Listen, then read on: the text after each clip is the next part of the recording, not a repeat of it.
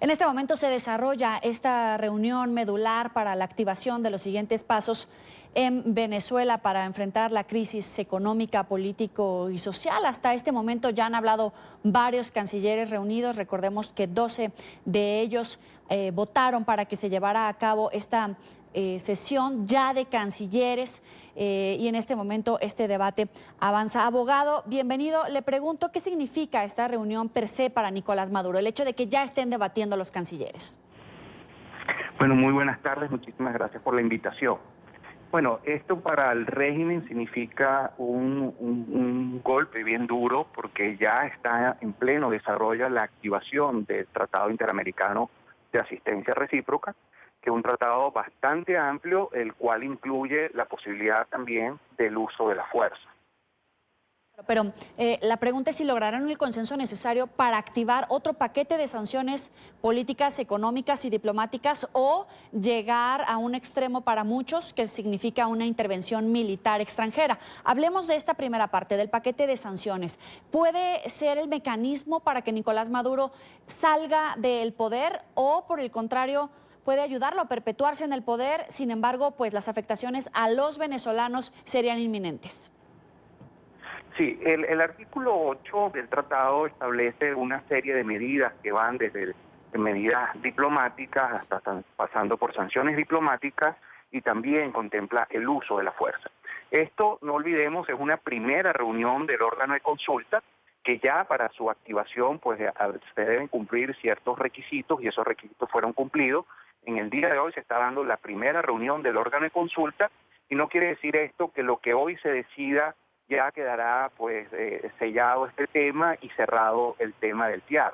Yo pienso que a partir de hoy queda activado su aplicación y las medidas que hoy podamos observar, probablemente no sea hoy, no se acuerde hoy el uso de la fuerza o la conformación de una coalición de fuerzas, pero independientemente de que hoy se tomen otro tipo de medidas, probablemente sancionatorias de tipo económico, eso no quita que el día de mañana pueda volverse a reunir el órgano de consulta con carácter de urgencia y pueda tomar pues cualquier otra medida de las establecidas en el tratado, incluyendo el uso de la fuerza. El canciller de Brasil decía que para situaciones extraordinarias se requerían medidas extraordinarias. En este momento, ¿usted considera que se alcanzarían los votos necesarios para dar un paso extraordinario, una intervención, no sé si ya militar, pero una intervención de mayor envergadura más allá de las sanciones económicas, el cerco diplomático, etcétera? Yo creo que tarde o temprano habrá que encarar la dura realidad, la comunidad internacional tendrá que encarar la dura realidad y afrontar esa decisión, que en mi opinión, dada la naturaleza del conflicto, dado que se está enfrentando a un conglomerado criminal que usurpa el poder en Venezuela y pone en peligro la paz y seguridad del continente, esa será en definitiva la solución que tendrá que adoptar. No obstante, todavía sigo percibiendo que hay como dos visiones dos visiones distintas. Todavía veo a representantes de algunos países percibiendo esto como un conflicto político, un problema entre gobierno y oposición, mientras que otros parecieran tener una noción más clara de la verdadera naturaleza del conflicto, donde lo enmarcan pues que estamos enfrentando a un conglomerado criminal que está poniendo en peligro no solamente la paz y seguridad de Venezuela, sino de todo el hemisferio. Uruguay está dentro de los países que posicionan esta crisis como una crisis política entre el oficialismo y la oposición, o a qué se refiere con estos países. Sí, Uruguay va todavía un poco más al extremo, ¿no? Yo creo que Uruguay lamentablemente se ha comportado como un aliado del régimen, al punto que ha desconocido la representación legítima del presidente Juan Guaidó.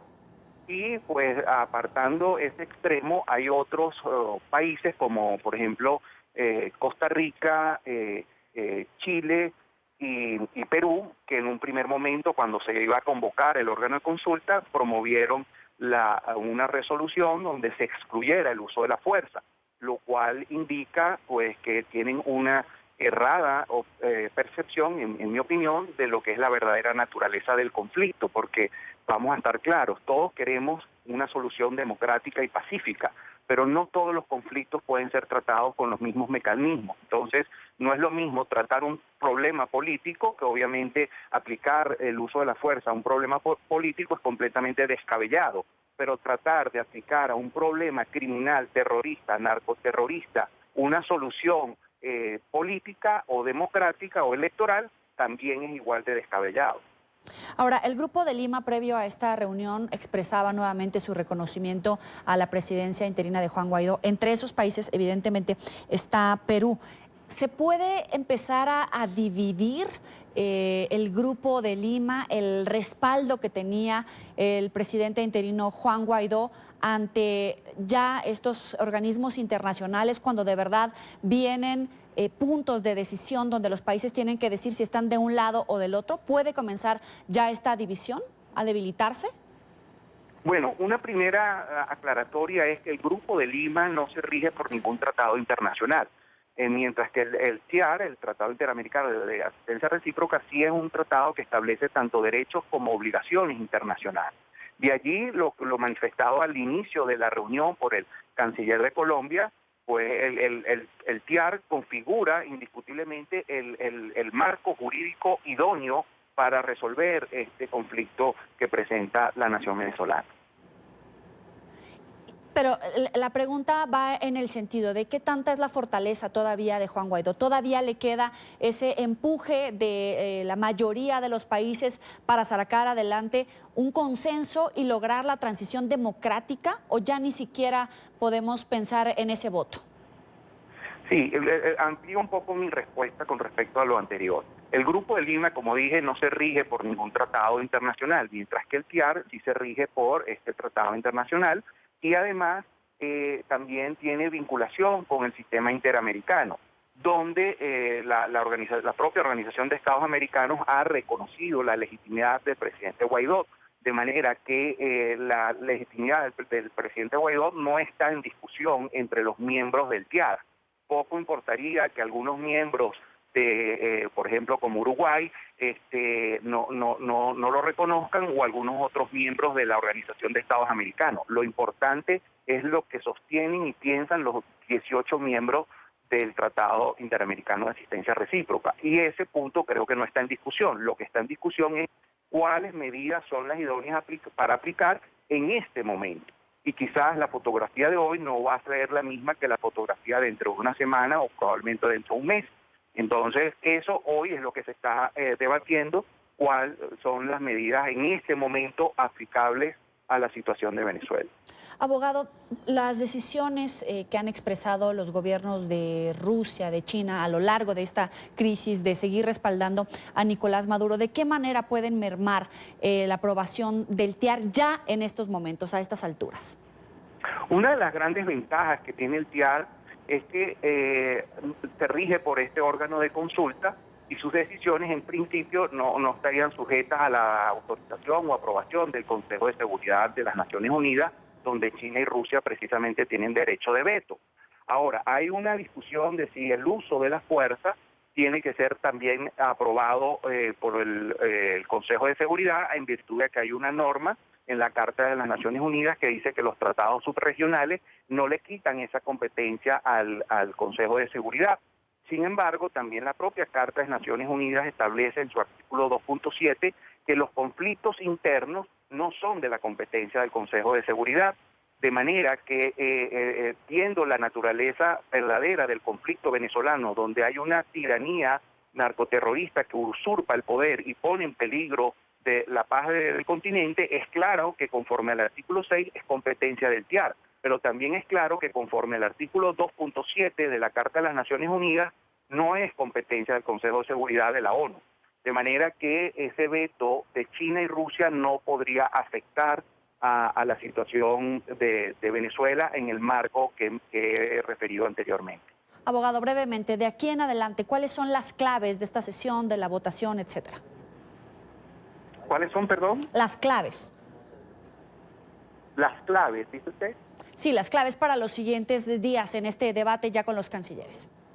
Yo creo que la clave radica en que por fin haya consenso en la verdadera naturaleza del conflicto, porque mientras no exista consenso en la verdadera naturaleza del conflicto, pues va a ser muy difícil ponerse de acuerdo en la verdadera medida que podría hacer frente a un conglomerado criminal. Entonces, mientras unos países sigan viendo que esto es un conflicto político entre gobierno y oposición, les parecerá descabellado aplicar una medida como esa. Mientras los que tienen claro que esto es un enfrentamiento con un conglomerado criminal, pues tienen bastante claro que simplemente adoptar una posición de pacifismo simplemente sería una actitud cómplice con el régimen.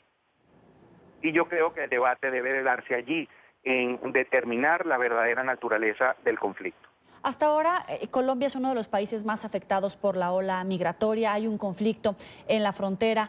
¿Qué se puede esperar de aquí en adelante también por parte del gobierno colombiano, cuando a veces parece estar apoyando a los venezolanos, pero a veces la situación rebasa a cualquier país que está recibiendo una cantidad tan importante de migrantes venezolanos? Bueno, yo por las declaraciones que he visto últimamente de los representantes de Colombia, me parece que es uno de los países que tiene más clara la visión de la verdadera naturaleza del conflicto. Sí. Sin embargo, estamos claros, no es un conflicto sencillo, es un conflicto bastante complicado.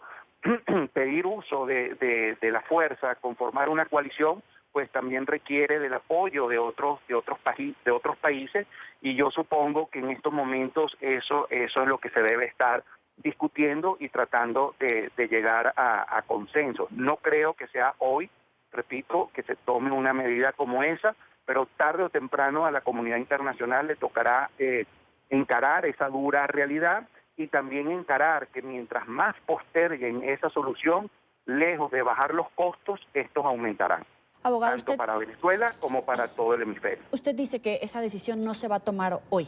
¿Cuál podría ser la coyuntura para tomar la decisión? Como le digo, yo creo que los países, algunos representantes de estos países que todavía piensan que es un conflicto político, pues probablemente necesiten ver más evidencias, más pruebas, más reportes de seguridad, donde claramente le demuestren que no se está en presencia de un problema, un conflicto entre un gobierno y la oposición, sino realmente estamos enfrentando a un conglomerado criminal que tiene no solamente vínculo o cohabita con la guerrilla colombiana, sino también con el terrorismo islámico, además de grupos paramilitares venezolanos, todos estos también vinculados al narcotráfico. Entonces, cuando se tome conciencia que esto es un caldo de cultivo para atentar contra la paz y seguridad de toda la nación, no solamente de Venezuela, cuando dejen de verlo como un problema local de Venezuela y sientan que esto realmente amenaza toda la estabilidad, de la paz y seguridad de todo el continente, yo creo que ese llegará el momento entonces en donde se deberá aprobar la conformación de una coalición de fuerzas. Le agradezco al abogado Andrés Mesgravis, especialista en resolución de conflictos, por estos minutos para la tarde. Muy buena tarde para usted. Gracias a usted. Muy buenas tardes.